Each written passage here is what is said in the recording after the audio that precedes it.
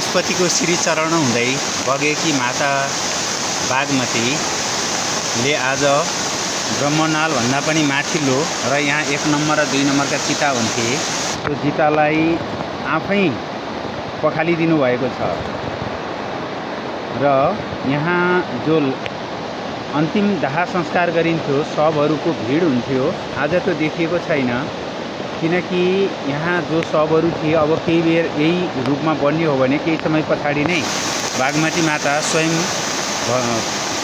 कल्की अथवा विश्वरूप जो छ अथवा विरूपाक्ष जसलाई भनिन्छ त्यहाँ नजिकै केही समयमा नै पुग्ने अवस्था रहेको कारणले गर्दा आज यहाँ लासहरू केही राखिएको छैन र तलका चिताहरू पनि खाली छन्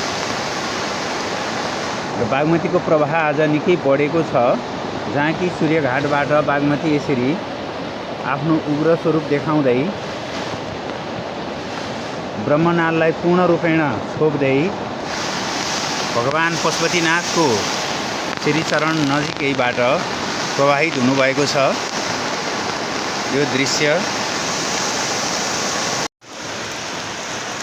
अहिले नेपालको बिहान 5:56 गएको छ।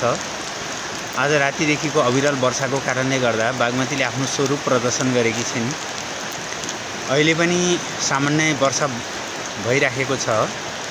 यो भुयेश्वरी मन्दिरबाट पश्चिम उत्तरतर्फको भागबाट बागमतीको जुन आफ्नो प्रवाह छ त्यो प्रवाहले यो रूप लिइराखेको छ। यो पारी देखिएको ढल विकासको जुन अफिस हो त्यहाँ नै बागमतीको आगमन भइसकेको छ। हामीले प्रकृतिलाई पेल्यौँ, संस्कृतिलाई छोड्यौँ। प्रकृतिलाई केही समय पेल्न सकिएला तर त्यसले आफ्नो वास्तविक स्वरूप फेरि पनि देखाउँछ र यसकै परिणाम यो हुनसक्छ।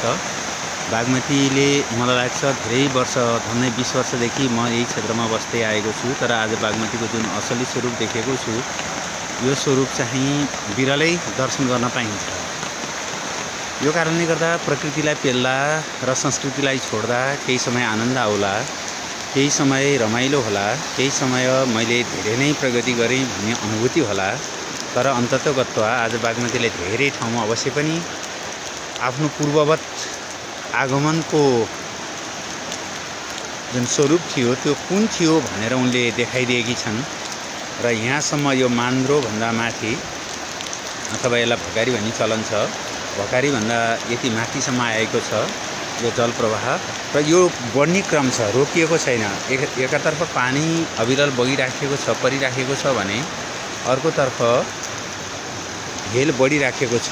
भर्खरै 2 मिनट आउँदा अगाडि यहाँसम्म प्रवेश भएको थिएन, मान्द्रोसम्म आएको थिएन, त्योभन्दा उता थियो। अहिले यतासम्म प्रभाव पुगिसकेको छ र बागमती पारीको जुन बाटो अहिले त्यहाँभन्दा धेरै माथि नै बागमतीको प्रभाव भएको कारणले गर्दा बाइकहरू जुन रूपमा चल्नुपर्ने यसरी चल्न सकेको छैन र सामान्यतया मान्छेहरू यो पुल तरेर जो वारिपट्टि आउनुहुन्छ दर्शनका लागि, भुयेश्वरी दर्शनको लागि त्यो आउन सक्ने अवस्था छैन किनकि पुल नजिकै पुगेको साथसाथै पारिपट्टि पनि पसलहरूमा छिरेको कारणले गर्दाखेरिमा यो पुलको पनि केही भर छैन।